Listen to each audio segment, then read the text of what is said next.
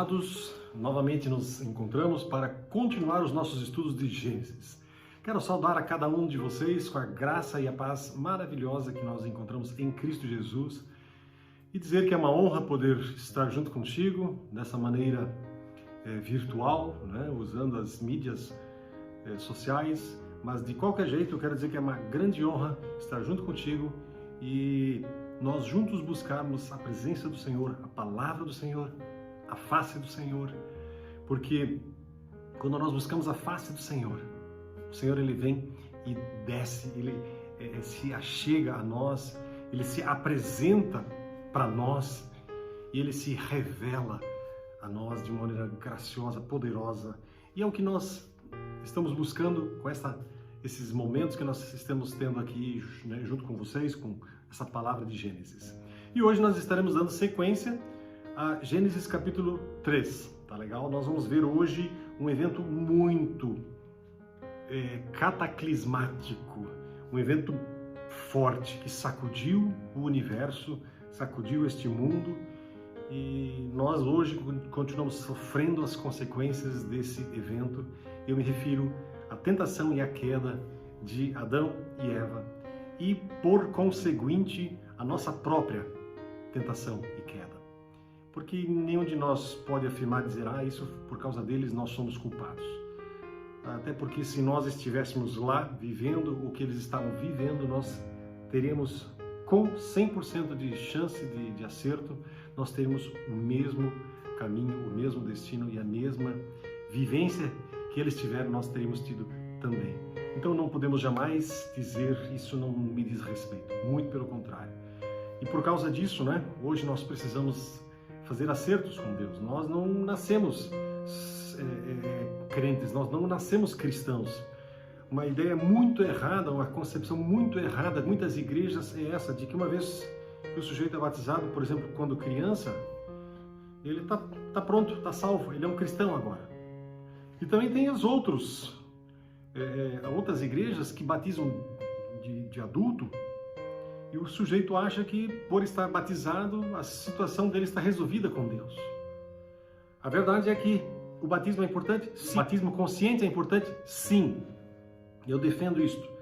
E o batismo, ele precisa, na verdade, ser vivido a cada dia, a cada momento de nossas vidas. Bom, já estamos nos alongando um pouquinho. Vamos, antes de ler a palavra, ter um momento de falar com o nosso Senhor, tá bom? Convido você a fechar seus olhos. Pai querido, obrigado, porque a tua palavra, Senhor, ela é poderosa. Ela muda, transforma. Porque quando nós permitimos que essa palavra entre em nossos corações, ela faz mudanças, ela faz transformações, ela derrama realmente alegria e paz. Muitas vezes ela derrama confronto, porque precisa haver confronto para que o pecado saia e que permaneça a tua presença, a tua santidade. E onde tu habitas, Pai, lá não tem como o pecado continuar, lá não tem como a iniquidade continuar. E é por isso, ó Deus, que nós buscamos a tua presença, a tua palavra, para poder entender isso, para poder viver isso.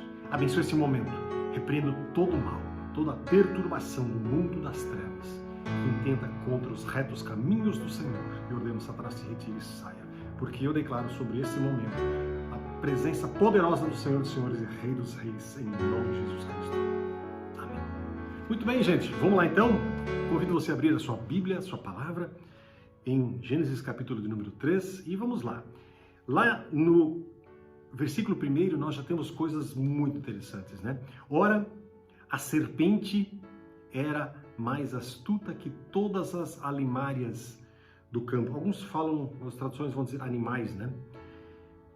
Que o Senhor Deus tinha feito. E esta disse à mulher, no caso, a serpente, né? É assim que Deus disse, não comereis de toda a árvore do jardim? Um questionamento. E disse a mulher à serpente, ou para a serpente, olha, do fruto das árvores do jardim comeremos, mas do fruto da árvore que está no meio do jardim, disse Deus, não comereis dele, nem nele tocareis, para que não morrais.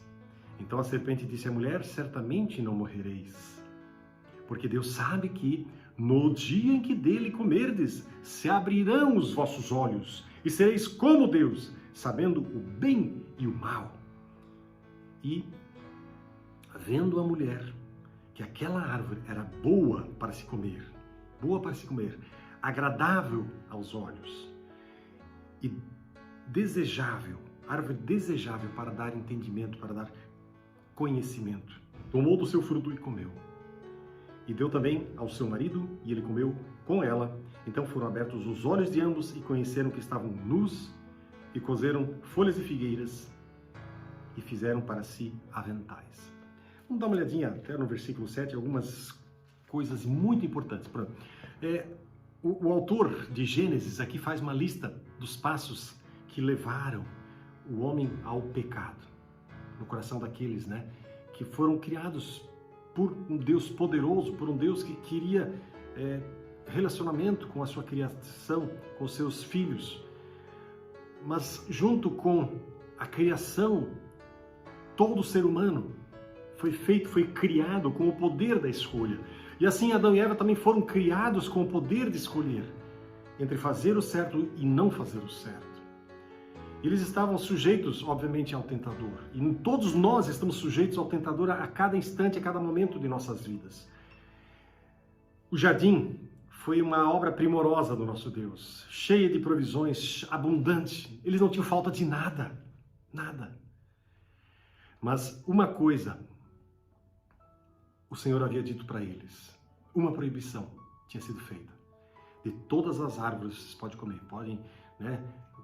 As guloseimas, podem comer churrasco, podem comer não sei o que, podem comer isso, mas aquilo, mas de um lugar vocês não podem tirar frutos, comer, árvore de conhecimento do bem e do mal. E essa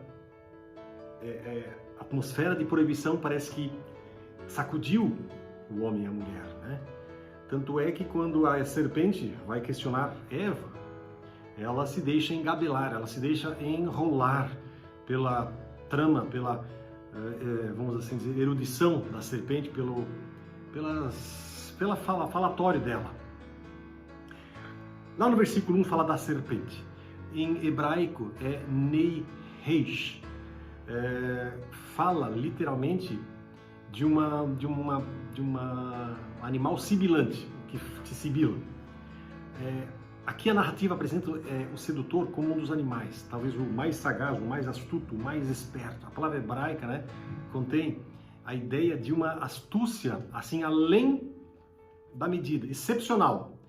Inclusive as lendas rabínicas, as lendas, né, dos judeus antigos, ortodoxos, aquela turma lá, eles diziam que a serpente, inclusive, esse animal andava ereto, porque mais tarde ele vai receber uma maldição, que nessa maldição ele diz que vai rastejar. Então eles acreditavam que esse animal andava ereto. Não sabemos exatamente, um dia poderemos perguntar ao nosso Deus. Bom, e falava, conversava livremente. Esse animal era um animal muito astuto, muito ardiloso, malicioso, né? E mais tarde a exegese vai identificar esse animal como sendo o próprio diabo, Satanás.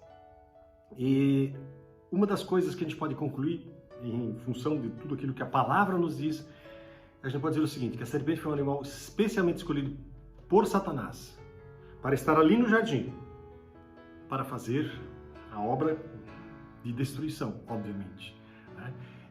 Em Apocalipse 12, verso 9, o tentador é chamado de o grande dragão, ou a velha serpente.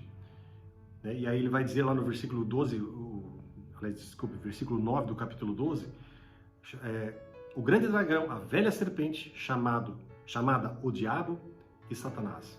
Então, nós temos aqui os animais, né? Nós temos aqui os personagens que fazem parte dessa tramóia que está se arquitetando. Então, esse animal sibilante, no caso, né? Paulo vai declarar, inclusive, que esse animal, Satanás, se mascara de anjo de luz. Isso está lá em 2 Coríntios, capítulo 11, verso 14. E Jesus também se fala desse animal, da serpente, de Satanás. Ele diz assim, lá em João 8, verso 44, ele vai dizer que Satanás, a serpente, ela é astuta, né? Ela é mentirosa, aliás, ele é mentiroso e é o pai da mentira, Satanás. Isso tem outras passagens como Romanos 16, 20, 2 Coríntios 11, verso 3 e assim por diante. O método de engano que a serpente usou com Eva foi o quê? Ele não apresentou uma mentira declarada, não. Ele chegou distorcendo fatos e distorcendo a proibição, o significado da proibição que o próprio Deus tinha colocado. E aí ele viu que tinha alcançado êxito nessa distorção, ele foi adiante e começou a ridicularizar essa palavra do próprio Deus, né? E aí ele coloca uma nova forma, uma maneira especial realmente de enganar as pessoas. Aliás, isso ele tem feito desde aquela época, desde aqueles momentos. Ele continua fazendo isso hoje, nos dias de hoje. É só você olhar à sua volta e perguntar quantos acreditam que Deus seja, por exemplo, o Criador do universo, o Criador da Terra, o Criador que me fez, que fez você, a cada um de nós. A maioria vai dizer que não, isso faz parte da evolução, ou seja, a serpente continua logrando êxito na maioria das pessoas. Inclusive tem pessoas que se dizem crentes que acreditam em evolução. Isso é triste. Vamos adiante. Então o tentador, ele fingiu surpresa por uma ordem dessa, né? Vinda da parte de Deus. Que negócio é esse? Puxa, o objetivo óbvio aqui está abalar a fé desta mulher. E aí a tentativa é clara de desacreditar aquilo que Deus disse. E uma coisa vocês podem ter certeza, cada um de nós, eu e você, quando a fé falha, né? O fundamento dessa moral, da nossa conduta cristã, ela pode entrar em colapso. E aí vai ser um pequeno passo para a queda, um pequeno passo para o pecado e a desgraça. Aí no versículo 3, ele vai dizer, né, a mulher vai conversar com a serpente. Disse a mulher à serpente, a partir do versículo 2, aliás. Amados, conversar com o tentador sempre, sempre, sempre foi perigoso e nunca deixará de ser perigoso. Meu amado, nunca entabule conversas com o diabo. Quando o diabo se manifesta, uma possessão, por exemplo, você não precisa ficar conversando com ele. Ordene-o a sair e cair fora em nome do Senhor Jesus Cristo. Porque aquilo que ele falar para você, você nunca vai saber se isso é verdade ou não. Então, não perca tempo conversando com o diabo. Tá certo? Então, e aí nós vamos ver que essa mulher inocentemente entra nessa conversa do tentador, e é claro que ela não tem a desenvoltura, a linguagem, vamos assim dizer, rebuscada, ou inteligente, ou ardilosa que a serpente tinha. Por isso que ela entra ingênua, inocente, né? Ela não era de maneira alguma páreo para a serpente. Por isso mesmo jamais deveria ter entrado em conversação com essa serpente. Tá certo? Então essa mulher, ela se torna envolvida por essa conversa, tá certo? Aquilo que Deus falou já não é mais tão claro assim, aquilo começa a estar um pouco nebuloso, inclusive a própria mulher, na sua falsa compreensão das coisas, ela vai acrescentar uma palavra que Deus não tinha dito. Ela diz assim, não, nós estamos inclusive proibidos até de tocar, né? Aqui, ó, não morrereis, versículo 3, parte B, não comereis dele, do fruto, nem nele tocareis. Essa palavra Deus não tinha dito. Então, de repente, começa a surgir novas ideias, novos pensamentos, novas colocações, tudo fruto, né, dessa conversa enganadora com a serpente. E aí no versículo 5, a serpente vai dizer assim para a mulher, como Deus vocês serão. A serpente usa um argumento muito forte, e mais do que depressa, né? A serpente dá a entender que o grande desejo do homem é ser igual a Deus. E isso foi deliberadamente cortado, foi tirado, foi omitido e não permitido, foi frustrado por Deus. Olha só a linguagem persuasiva. A serpente acusa o Criador de ser um egoísta, de falsidade, né? Ele é um cara sujeito invejoso, ele não deseja que essas criaturas sejam iguais, se tornem oniscientes como o próprio Deus é onisciente. Olha o tamanho da malandragem, da maracutaia que a serpente vai colocando. E aí no versículo 6, né? Vendo a mulher que aquela árvore era boa de se comer, agradável aos olhos e desejável para dar entendimento, o que ela faz? Ela toma do fruto, come. Né? E aí a tragédia está se desenrolando. Aqui nós temos 3 elementos que são os 3 elementos mais importantes para qualquer falsa heresia seita. Toda e qualquer heresia ela é construída em cima desses 3 elementos aqui. Qualquer uma, você pode procurar, versículo 6, né? Essa árvore, né? O fruto dessa árvore, o que era? Boa para se comer, puxa, que legal, vamos comer desse fruto. Agradável aos olhos, a concupiscência dos olhos, né? E desejável para dar entendimento. Nós vamos ter poder, nós vamos ter o conhecimento, nós seremos poderosos, seremos como Deus. Olha a malandragem, olha a situação, né, que nós estamos aqui. Então, o que a mulher faz? Ela toma e come. A partir desse momento, o tentador já não é mais necessário. Por quê? Porque ela já está enredada, ela já está envolvida, ela mordeu a isca e agora ela está fisgada pelo anzol do diabo. Ela queria aquele fruto para satisfazer os seus desejos. E o próximo passo foi automático, né? Foi imediato. Aí ela vai lá e dá também para o marido, e aí a gente não sabe exatamente que conversa eles tiveram, mas enfim, provavelmente a mesma conversa. Ela explicou para o marido, não, essa árvore ela é muito legal, papapá, sabe lá o que andaram conversando? Ele vai lá e come também. E aí no versículo 7, nós temos o que? Abriram-se os olhos. Olhos aqui é peiká. Abrir seus olhos, na verdade, dá a ideia no hebraico de um milagre súbito. Subitamente abriram seus olhos, subitamente eles descobriram que eles estavam nus. Eles estavam nus. Foi uma percepção imediata quando eles tiveram contato com esse fruto. O que eles viram? Eles viram a sua nudez física, nudez espiritual, que provavelmente foi mais forte. Porque aqui então começa a nascer o que? A vergonha, começa a nascer o medo. Quando eles percebem que eles tinham perdido o contato com Deus, porque aqui eles percebem que haviam perdido esse contato com Deus, a solidão começa a fazer parte da vida deles.